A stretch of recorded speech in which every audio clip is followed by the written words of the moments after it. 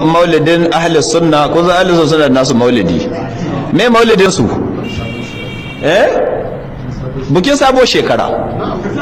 me bambancin bukin sabo shekara da maulidi to sannan suna da wasu maulidduka yayi dalibi nawa manzon Allah ya abin an yi bukin yayi su a kira gwamna da sarkin musulmi da sauran manya a ce yaro ya karatu gaban gwamna don gwamna ya ji ka'iya don gwamna kai ko don Allah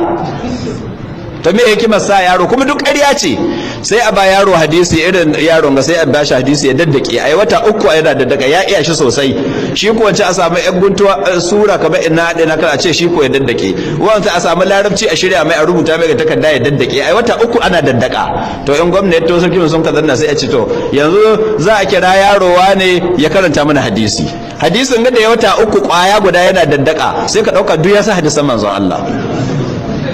babu yaudara ciki to ku bar bukin saukar karatun ku koyi don Allah ba don wasu ba ku kuɗi ba kun yi shekara guda kuna karatu rana guda ku zo ku rushe abin da kun kai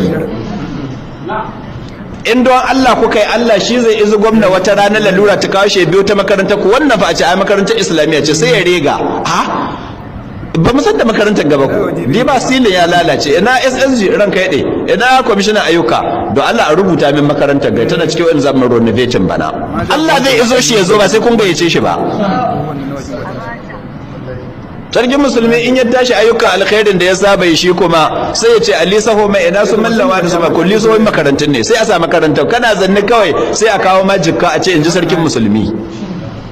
aikin kuna nan amma matukan kun kai bukin nan to duk abin da kun koyi shekara ya roshe